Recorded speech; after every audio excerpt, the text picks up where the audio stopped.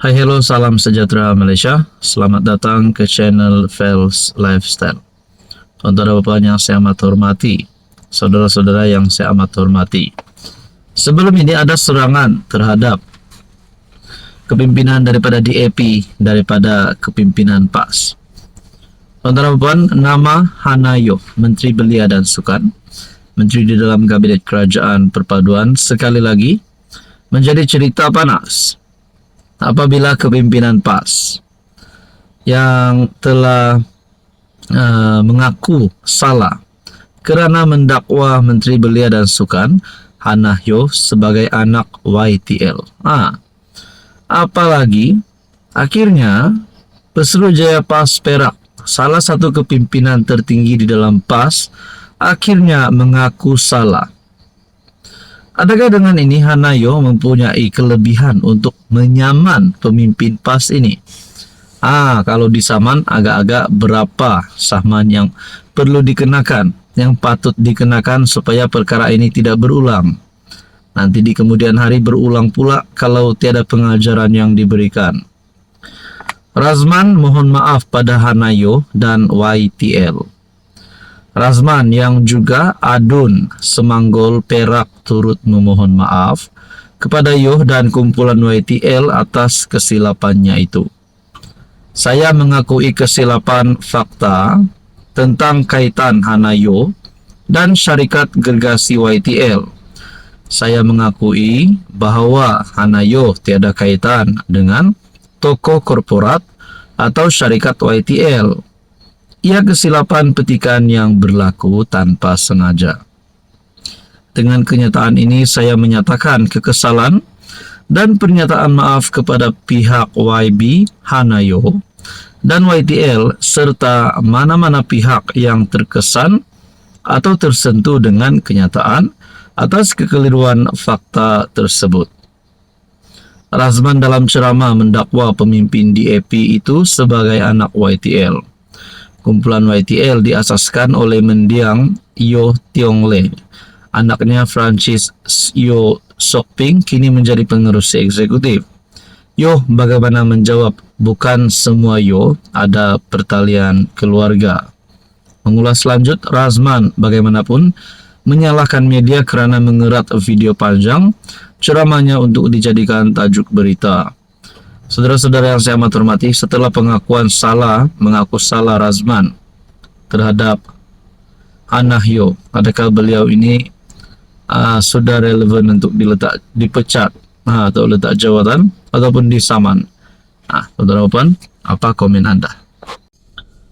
Hai, hello, salam sejahtera Malaysia. Selamat datang ke channel Fels Lifestyle. Terima kasih kerana terus setia dan bersama di dalam channel ini. Saudara-saudara yang saya amat hormati, ini satu kejutan kepada Khairy Jamaluddin.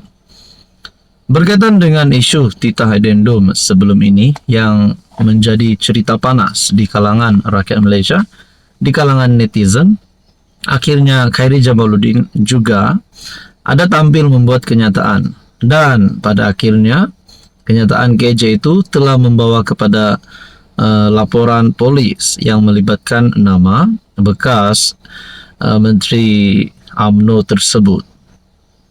Polis rampas laptop kini kes siasat Khairy Jamaluddin. Nah, ini menjadi persoalannya. Adakah sekiranya KJ didapati bersalah? Adakah KJ akan ditangkap? Adakah KJ akan melarikan diri? Saya rasa tidaklah. Saya lihat kepimpinan dan sosok seperti Khairy Jamaluddin, beliau tidak akan melarikan diri. Tapi, saudara-saudara, bagaimana kalau didapati KJ bersalah? Apa yang akan berlaku? Saudara-saudara, polis merampas sebuah komputer riba daripada Malaysia kini untuk membantu siasatan terhadap bekas Menteri Khairy Jamaluddin.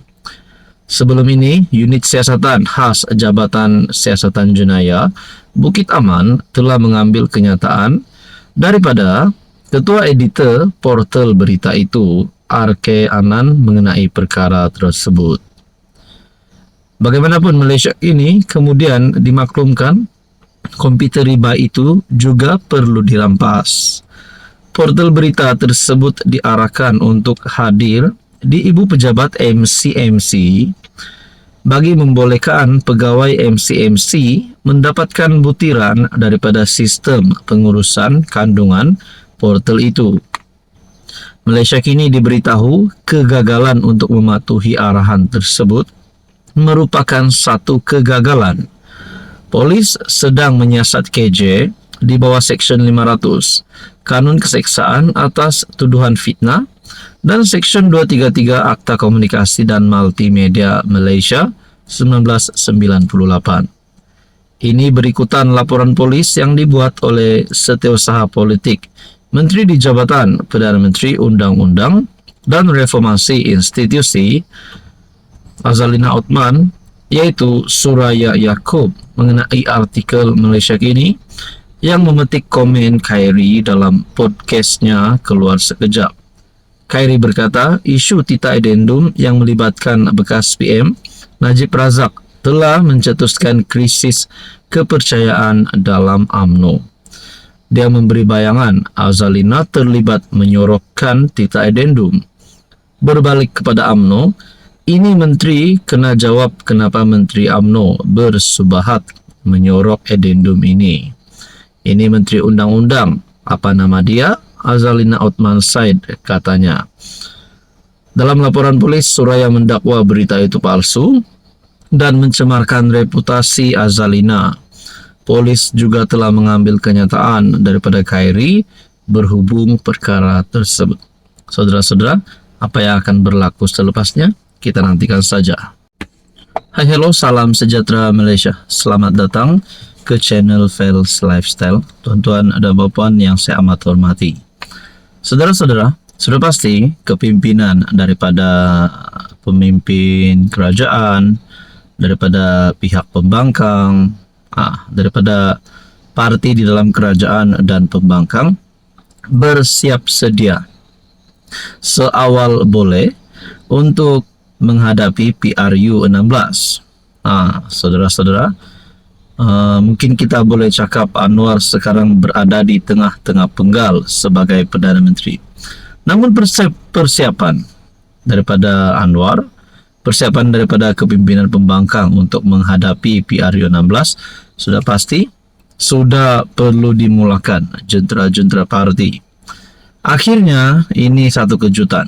Selepas sebelum ini ada wakil rakyat daripada kepimpinan pembangkang yang mengisytiharkan sokongan terhadap Anwar.